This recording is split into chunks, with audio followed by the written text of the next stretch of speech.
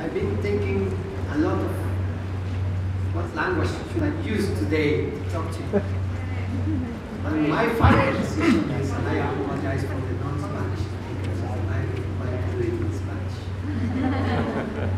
Given the audience we have, plenty of students. Today I would like to talk to you. Okay, I'd like to walk around. Today I would like to talk to you about the efforts that we are making in Mexico in genomics. I will switch now to Spanish, sorry. Este proyecto que les voy a hablar es una idea que tuvimos ya hace algunos años, viendo la necesidad que precisamente nos acaban de presentar de cómo es el crecimiento de la agricultura, qué se requiere para usar las herramientas genómicas para ir más allá y que podamos mantener alimentada la humanidad que sigue creciendo.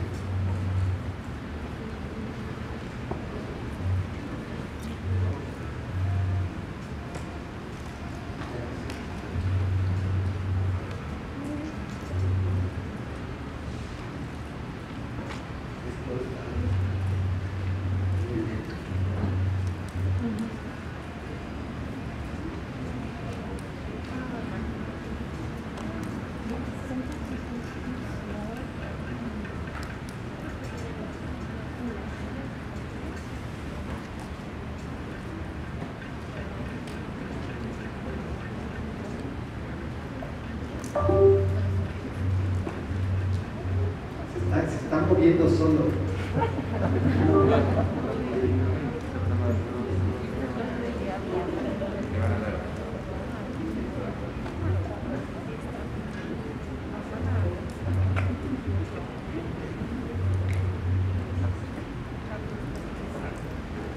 Gracias.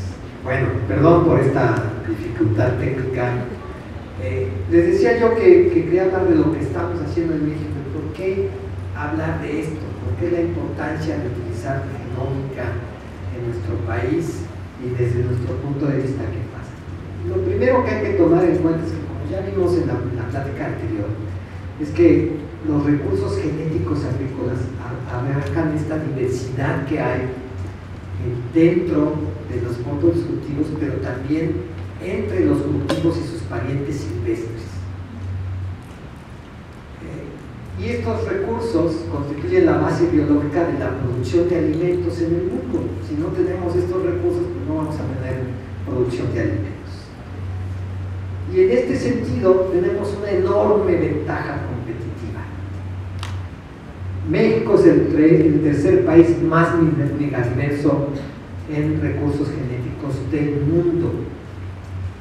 Yo les decía a mis estudiantes cuando les daba clases de biotecnología, para mí esto es como decir, a ver, yo tengo la posibilidad de hacer una empresa, llamémosle a esta empresa México, tengo una ventaja competitiva, tengo cosas que nadie más tiene, tengo productos únicos, si los sé explotar, entonces voy a ser exitoso.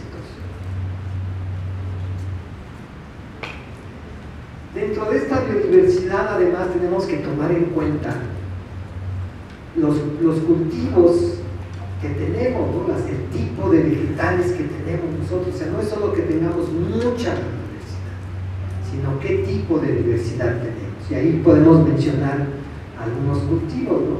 Maíz, chile, frijol, tomate, girasol, calabaza, agave.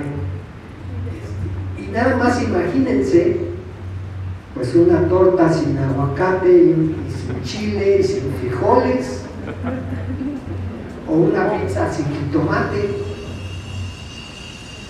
Entonces, ese es el nivel de importancia que tenemos nosotros con estos materiales y estas especies que tenemos en México.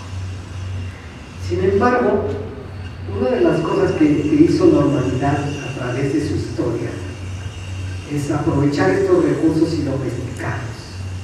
Y se considera que estos procesos de domesticación de cultivos y de animales que ocurrieron más o menos en paralelo han sido los últimos 13.000 años el evento más importante que permitió además el avance de las civilizaciones. Muy interesante, sí, qué bueno. Pues. El problema es que al hacer eso, perdimos diversidad. Este ejemplo que ven ustedes aquí con estos embudos es algo de lo que nos hablaban en la plática anterior. Tenemos, cada uno de estos cuadritos representa lo que llamamos alelos, que son versiones ligeramente diferentes de un mismo gen. ¿Sí? Y eso lo represento aquí con colores. Esta es la diversidad de alelos del mismo gen que hay en un organismo silvestre. Cuando yo hago un proceso de domesticación de manera intencional o no intencional incluso, pierdo parte de esa diversidad, ¿sí? Y aquí ya perdí un poco. Y conforme voy haciendo mejoramiento, que es, según yo, una parte de esta domesticación que sigue avanzando, sigo perdiendo información. Entonces, ¿cuál es el problema? Yo tengo esto hoy en día, pero dense cuenta que el mundo y el clima y las condiciones cambian. Entonces, puede ser que en un momento dado yo requiera una versión del gen que estaba aquí y que ya no tengo. Pues no me puedo dar el lujo de perder esa versión de ese gen. Y este es un ejemplo de lo que ha pasado en términos de biodiversidad, ¿sí? Y aquí tenemos nosotros la proporción de variación genética que utilizamos hoy en día en dos ejemplos. Uno es arroz, y esta es la diversidad genética que aprovechamos de arroz. Aproximadamente el 15-20% de la diversidad existente de arroz es lo que aprovechamos. Y eso que arroz tuvo dos centros de domesticación y tuvo dos historias, es decir, se mantuvo ciertas veces. Pero vean el caso del tomate. El 5% es aproximadamente lo que aprovechamos. Si el 95% está en variedades exóticas de tomate que no utilizamos, bueno, en plantas silvestres de tomate y que no utilizamos.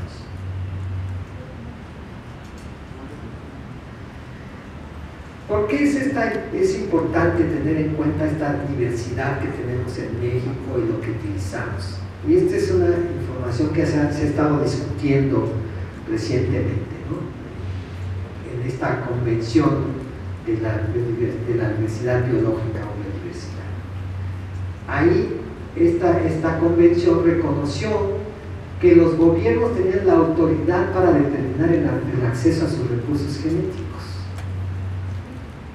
y también exigir tener algún derecho sobre estos recursos naturales que están bajo su jurisdicción. Entonces el problema que tenemos en México es que necesitamos legislar al respecto, necesitamos decir cómo vamos a funcionar, si vamos a cobrar, cómo vamos a hacer, va a ser todo abierto, todo gratis. De alguna manera tenemos que proteger también esos recursos genéticos.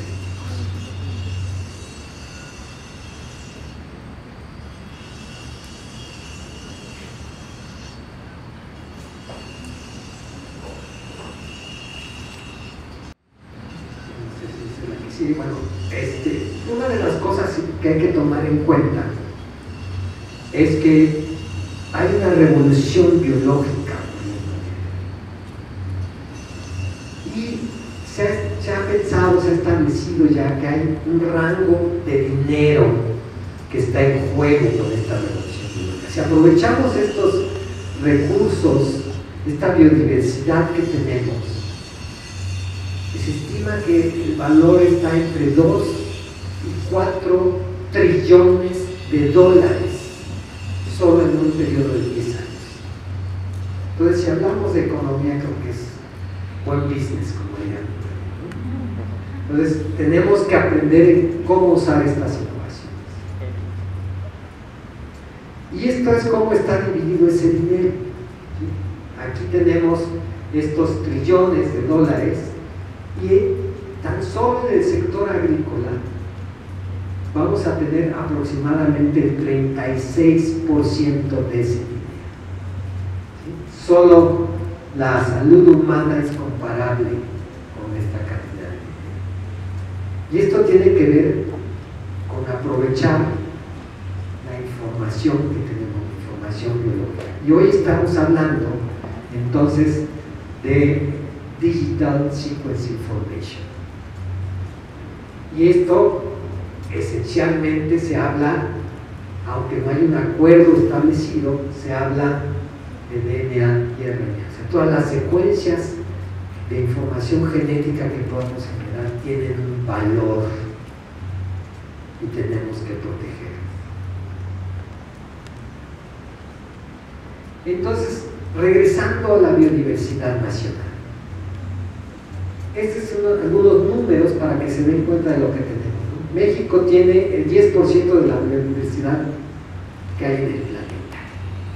O sea, imagínense cuántos países hay en el mundo. Nosotros tenemos el 10%. O sea, hay unos que no les toca nada, ¿no? Y nosotros somos muy ricos. Y luego, si consideramos a estos tres países juntos en diversidad biológica, tenemos una cuarta parte de la diversidad biológica que hay en el planeta. Y estamos en una región muy cerquita. Si nos hacemos socios, somos peligrosos. México es número 1 en reptiles, número 3 en plantas, anfibios y 4 en animales en términos de diversidad biológica. Nosotros normalmente pensamos que México no tiene mucha biodiversidad en animales y pensamos en África, en Brasil, en el Pantanal, etc. La diferencia es que allá los animales son grandes y aquí como los mexicanos somos chiquitos, los animales también. Entonces esa diversidad biológica la tenemos, pero no la vemos. Y en el caso de plantas, existen por lo menos 23.000, casi 24.000 especies de plantas en México.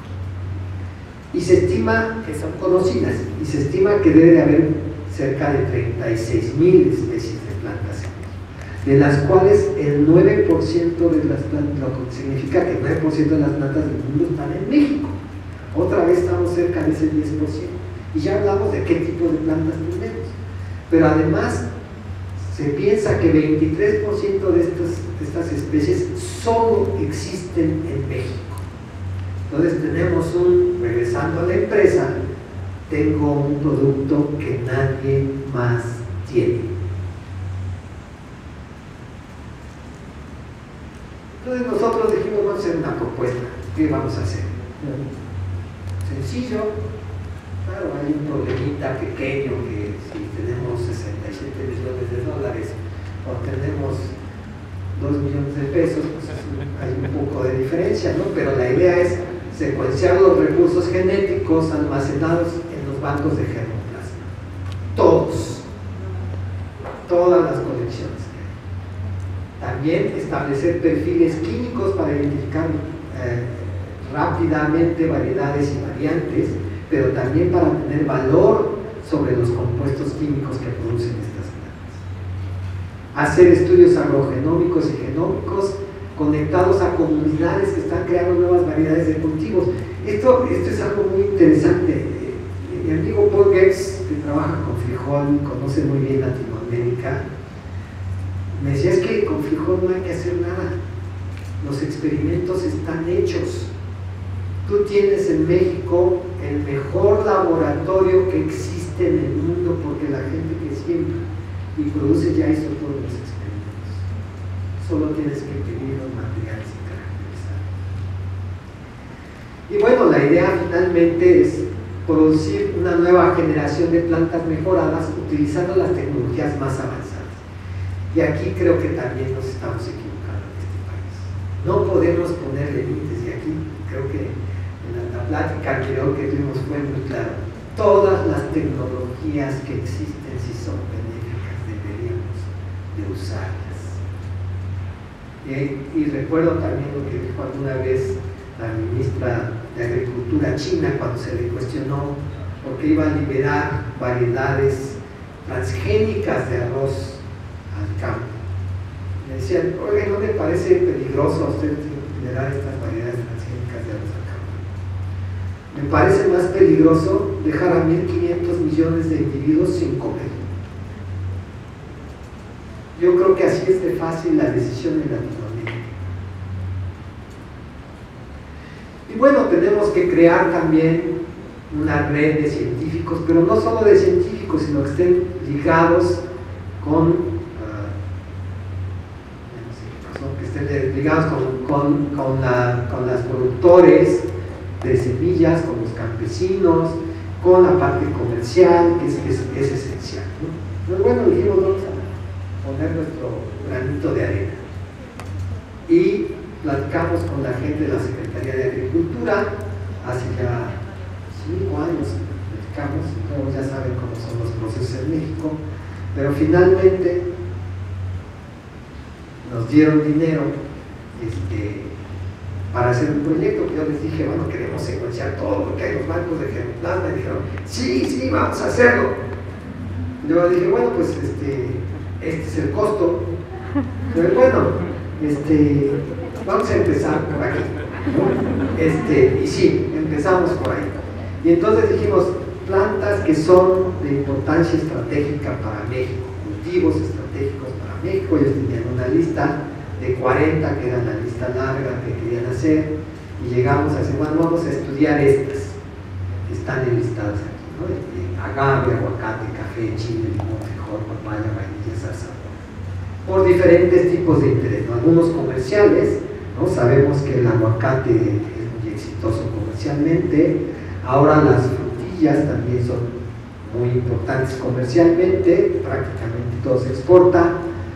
Chile también tiene un interés comercial importante, y desde luego agave, ¿quién puede vivir sin agave? Entonces, muy importante.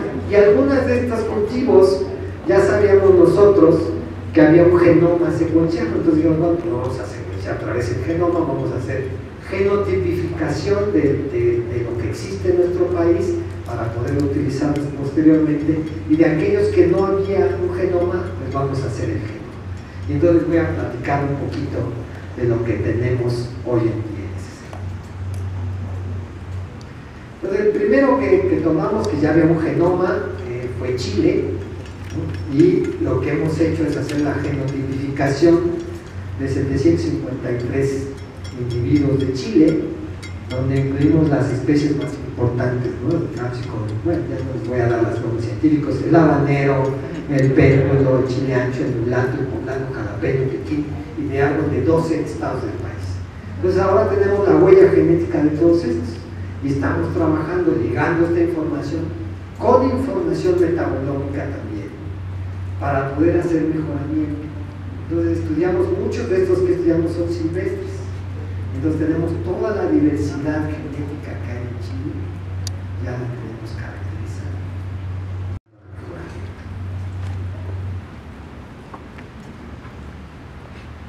Zarzamora.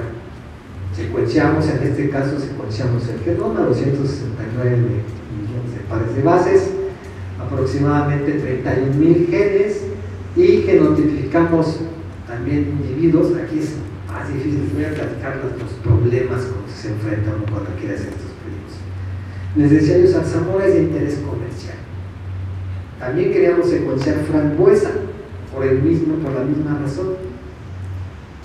Y bueno, de zarzamora resulta que hay una variedad libre que generaron en Brasil, que por alguna razón no protegieron, y que es la que se usa en nuestro país y en muchas partes del mundo.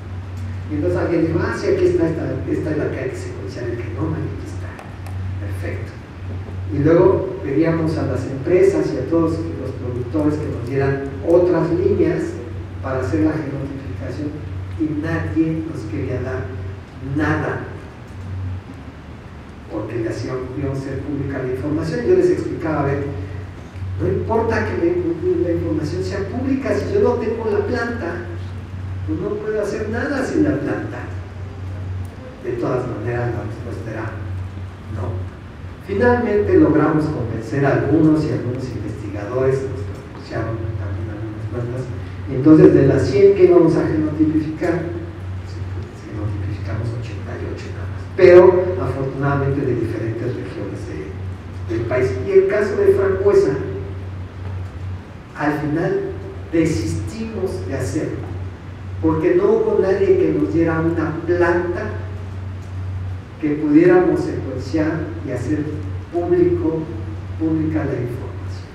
Nadie nos hizo.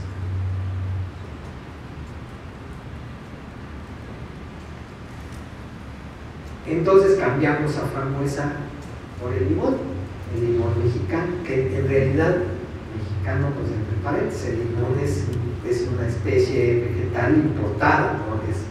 es de Persia, pero ya hay una versión que se llama mexicano, que es muy exitoso comercialmente.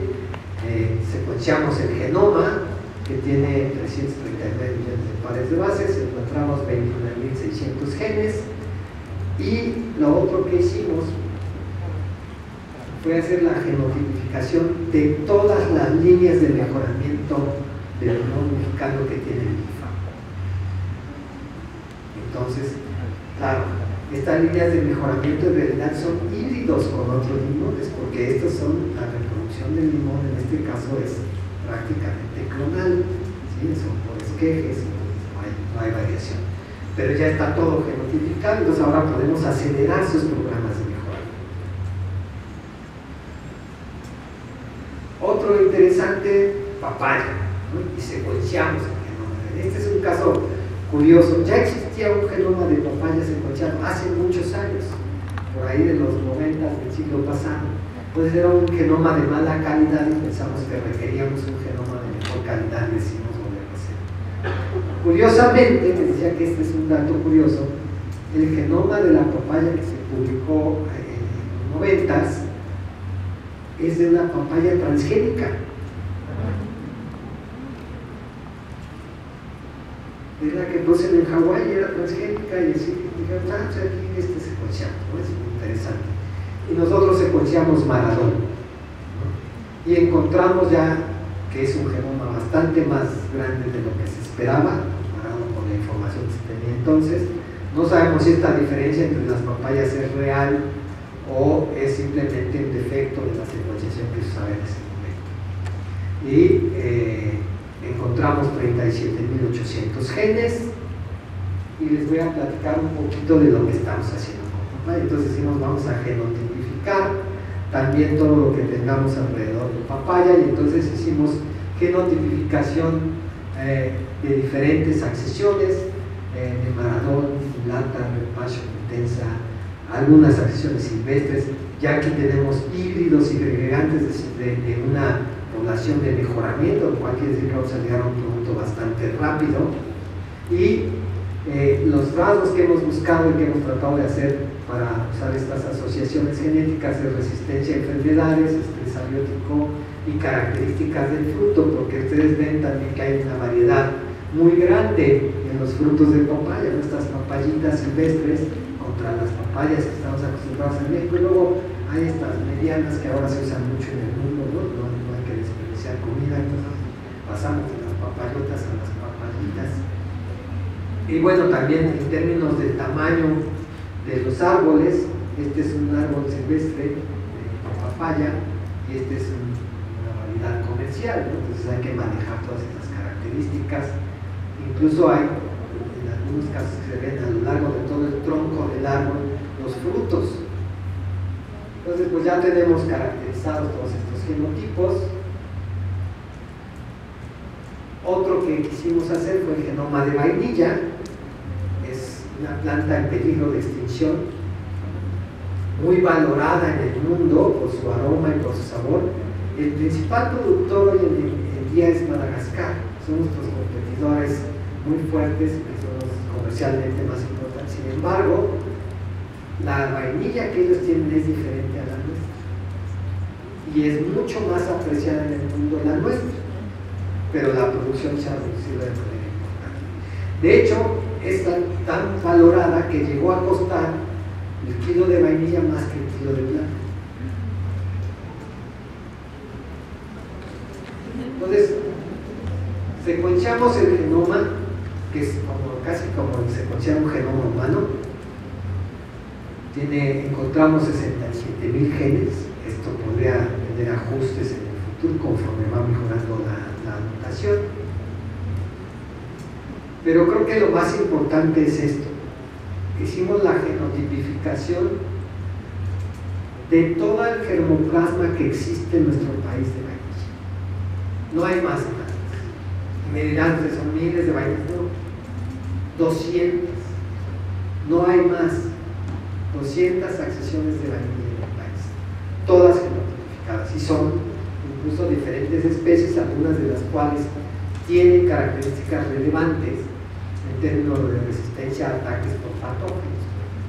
Entonces, esta información también la estamos ligando con datos metabolómicos, que es algo muy importante. Entonces, estamos haciendo el seguimiento de la actividad génica a lo largo del desarrollo del fruto hasta que llega a la maduración, y al mismo tiempo los datos metabológicos. Entonces, nosotros sabemos que la vainilla tiene vainillina y que ese es el componente principal que nos interesa. La ruta de síntesis no está bien establecida, estamos tratando de establecerla con claridad, pero hay otros 250 compuestos que se producen al mismo tiempo que tienen que ver con el aroma y el sabor, no es solo la vainilla. Entonces estamos trabajando en eso. En este caso del café ya había un genoma secuenciado, entonces ya nos metimos en la lata de secuenciar el genoma, que es la parte más costosa, pero lo que estamos haciendo ahora es ligar datos transcriptómicos y genómicos con datos metabolómicos relacionados a la calidad de taza. Entonces, darle herramientas a los productores para seleccionar sus líneas de café de acuerdo a lo que quieran hacer.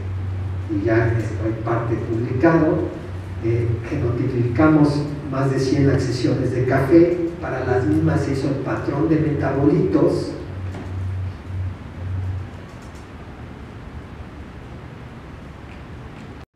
y aquí les mostramos algunos datos metabolómicos, ¿no?, que tienen que ver con un par de compuestos y cómo se relacionan estos a características sensoriales, ¿no?, a la acidez, al sabor, al cuerpo del café, al aroma, la calidad del aroma. Y entonces ven ustedes que se relacionan algunos compuestos positivamente y otros negativamente. Entonces todos estos datos los podemos ya ligar a datos genómicos, y entonces decir, a ver, tú puedes hacer tu selección así, y dependiendo de quién sea tu mercado, puedes escoger plantas que te van a dar un café ácido, o un café muy aromático, o un café más agrio, ¿no?, que tenga más cuerpo. Y estos son algunos de los compuestos que tienen que ver con estas características ligadas a la calidad de taza. Tenemos aquí carotenoides que tienen mucho que ver con la acidez, pero también los flavonoides. Si hablamos de sabor, hay contribución más de otro tipo de compuestos orgánicos como los alcaloides, ¿no? Entonces así podemos encontrar diferentes clases de compuestos que sabemos nosotros ya qué proporción produce cada uno de estos individuos, que se relacionan con diferentes características sensoriales.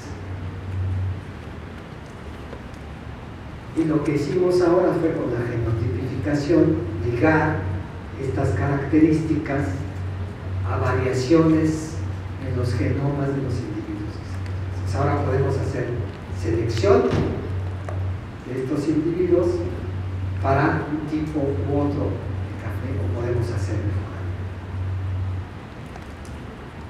Otro de los genomas que analizamos, que ya habíamos reportado hace años, mi hermano Luis fue quien encabezó este proyecto, fue el del aguacate, que es, como les decía yo, el oro verde de México, ¿no?, que tiene propiedades muy interesantes en términos de producción de aceites. Los aceites del aguacate son muy apreciados, es el fruto que más aceite produce, pero además el tipo de aceites que produce son muy apreciados en la industria cosmética, por ejemplo.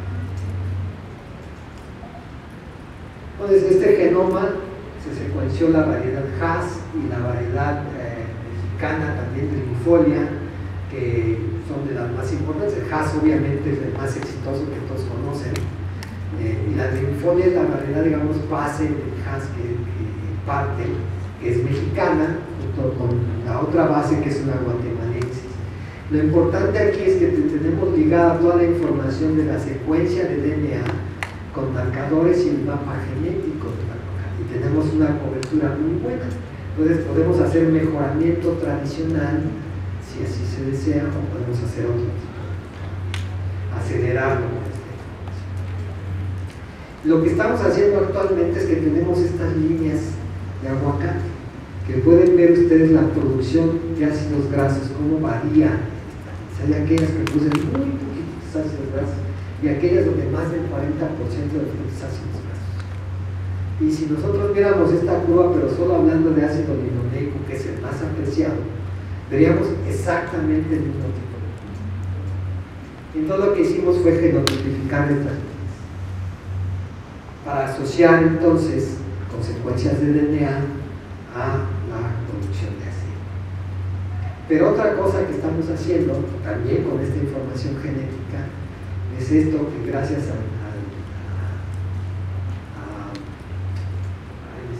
del investigador de Chapingo, pero es muy interesante que tenía ya una población que es una cruza entre dos variedades de aguacate, Hass y Pionero. Hass, como ya les dije, es el que comemos todos y es muy exitoso comercial. Pionero no es tan rico como Hass, pero es resistente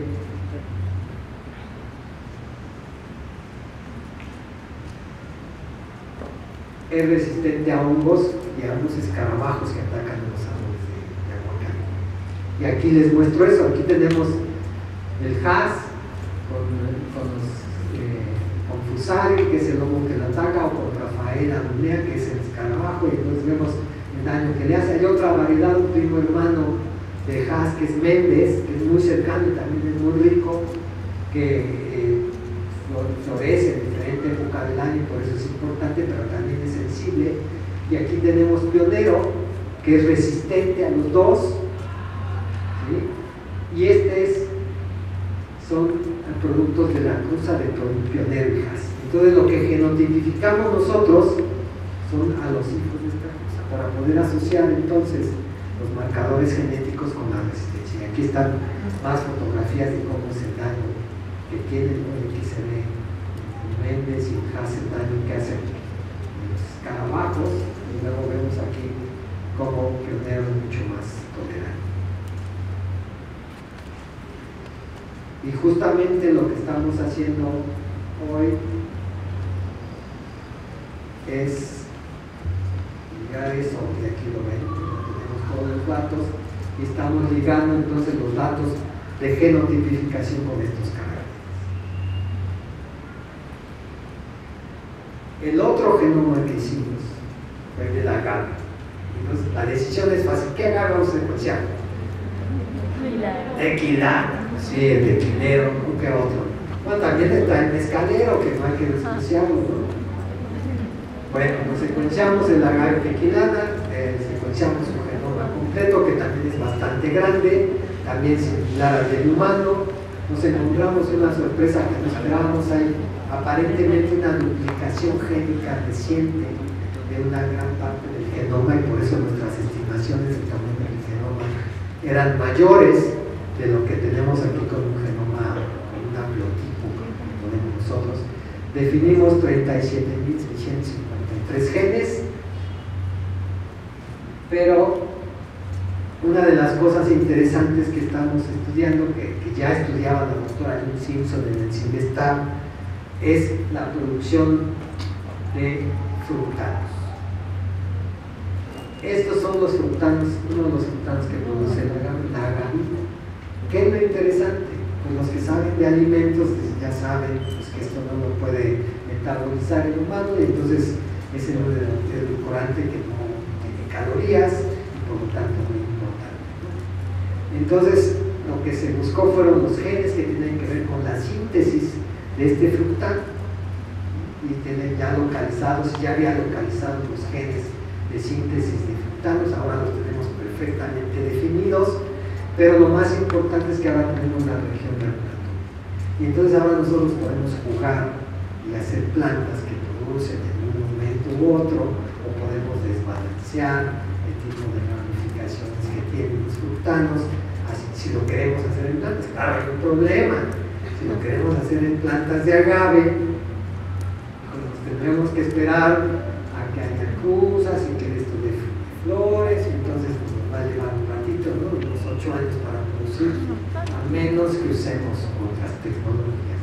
Pero este es precisamente el otro problema, ¿no? Que cuando sale esta inflorescencia, todo el azúcar que produce el agave se lo chupa la inflorescencia. Y entonces pues ya la planta no sirve para nada, porque lo que necesito son los azúcares para fermentar y producir alcohol. Y bueno, entonces lo que se está haciendo es identificar todos los genes que tienen que ver con floración, que determinan cuándo florece el agave.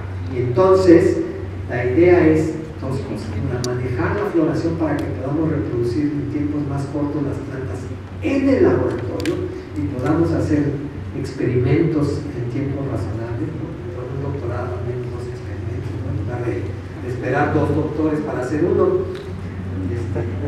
Y también pues, la idea es que este proceso de gima que tienen que hacer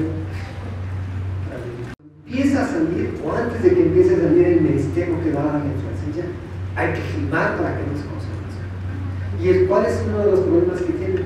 Que esto no ocurre de manera sincrónica y todas las plantas están en el campo. Y entonces pues a veces llego muy temprano y tengo que dejar unas plantas que están muy jóvenes, o ya se me están pasando, otras ya se consumió el azúcar o se empezó a consumir, ¿no? Entonces hay que sincronizar. Entonces lo que hicimos pues ya fue identificar estos genes y la idea es manipular estos genes en el agave. La otra cosa que hicimos, y les voy a platicar un poquito más en detalle, es genotipificar agaves tequilana y agave angustifolia, que son, se piensa que el tequilana es un derivado de angustifolia, es una clona de los angustifolia. Entonces, conectamos, Dani Hernández, que está aquí en esta fotografía, conectó agaves prácticamente en todo el país. Entonces, genotipificamos agaves en todo el país, y aquí les muestro un pedacito del análisis que se ha hecho, que es solo en el estado de Jalisco, que es obviamente importante para Jalisco. Entonces son todos los agaves que se utilizan para hacer bebidas espirituosas, muy buen nombre, en Jalisco. Y aquí podemos ver de las regiones donde se colectó, y hay dos cosas, ¿no? Que estas regiones que están en el sur aquí tienen, prácticamente son clonales. Este es un mapa que donde los colores nos dicen qué tanta variación genética en la estructura genética, y esto nos dice que son homogéneos. Todas las de este punto son igualitas, todas las de este otro punto son igualitas. También estas que están por acá son bastante conservadas en su estructura genética, no hay mucha variación entre ellas, pero hay una parte que es muy interesante, son todas estas del medio de los grupos 3 y 4, donde hay bastante variación. Y curiosamente, aquí caen los agaves tequileros del tequilano, y todos los demás son escaleros. Pues resulta que sí, efectivamente, estos tequileros son parientes muy cercanos de los agaves angustifolia que se usan para la producción de mezcal. Estas distancias genéticas son chiquititas, ¿no? Y que además hay mucha más variación de la que esperábamos, porque el agave se ha ido cultivando como clona, porque son hijuelos, y de ahí conectan los hijuelos y se reproducen. Entonces uno diría, aquí no debe de haber ya diferencias, ¿no? Pues sí, diferentes agaves tequilana tienen diferentes composiciones genéticas. Incluso ya hablando con los tequileros, hablaba yo con la gente de Colombia, y dice, no, es que, decía yo, bueno, ¿por qué no utilizan esto para hacer cruzas? No, es que si cruzamos dos tequilana azul, luego los hijos son diferentes. Y decía, híjole, pues no se supone que son clonas, es como los hijos son diferentes. Y bueno, pues es que hay mucha más variación dentro del tequilana de la que todo el mundo cree. Y entonces empiezan a segregarlos. Y bueno, esto es simplemente también señalar cómo hay cosas que no se pueden hacer a ojo, ¿no? Y esta es una comparación de los rasgos fenotípicos visuales y cómo clasificarían los agaves de acuerdo a estos rasgos, con una clasificación basada en los genotipos. Y vemos que hay cosas que sí corresponden, pero hay muchas otras cosas que no tienen nada que ver, diría que son de grupos diferentes y de herencias distintas. Y ese es uno de los problemas que tenemos luego al ir a conectar nuestros diagramas, que uno les va con la gente que hace las fermentaciones y les dice, oye, mira, dice, ah, sí, es que es esta planta de acá y se llama así. No, se me hace que no, que es esta de allá y se llama asá. Y se parecen, ¿no? Y entonces ya no sabemos cuál tenemos. Bueno, pues así está el asunto. Y bueno, aquí les dejo ya esto como mensaje, ¿no? Un mensaje a las autoridades también, en particular a alguien que todos conocemos que se ha puesto al mejoramiento genético de las especies vegetales de maneras no tradicionales y autóctonas, que vayan con las creencias indígenas. Bueno, la pregunta es, CRISPR, hacer edición. Yo lo que les estoy diciendo, yo estoy explorando la diversidad biológica de las plantas que existen en México. Y me estoy encontrando que hay versiones de genes que pueden conferirles características distintas a las plantas que ya existen en la naturaleza.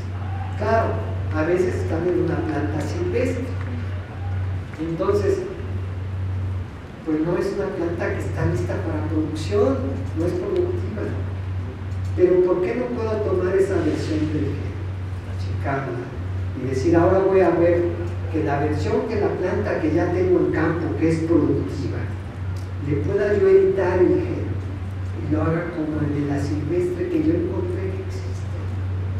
¿Por qué no puedo?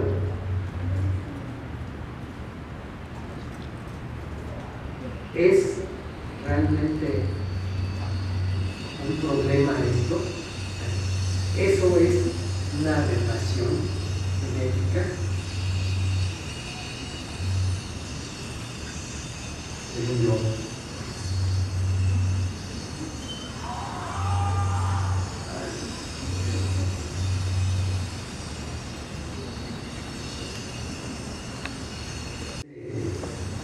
Terminar con agradecimientos, obviamente, de este tipo de proyectos interviene mucha gente de Chimpestá, ¿no? Los nombres que están aquí en negritos es que han encabezado diferentes partes del proyecto. Este es un solo proyecto y entonces lo que hicimos fue tener una cabeza por cultivo, ¿no? Una cabeza humana, ¿sí? Por cultivo, y aquí están señalados que además del equipo de bioinformáticos que tenemos, que sin ellos no hubiéramos hecho el ensamblado. También muchos colaboradores fuera, muchos de ellos proporcionando los materiales, y pues el laboratorio de servicios genómicos que ha hecho un trabajo espléndido con nosotros, ¿no? Finalmente también quiero decirles, a ver, una de las cosas que tenemos en México y que no sé si hayan visto que se puede hacer ahora es lo que llamamos nosotros domesticación de novo. Yo tengo una planta chiquita que produce unos tomatitos así chiquitos, que es silvestre, que tiene características de resistencia a muchas cosas. Y yo la quiero hacer ver y saber como una planta que cultivada hoy en día. Pues se puede hacer en un par de años editando 6 genes. 6 genes. Entonces yo puedo aprovechar la diversidad biológica que tengo en México para generar nuevas plantas en un par de años, cuando la humanidad le costó 10.000. Bueno, pues muchísimas gracias y con eso...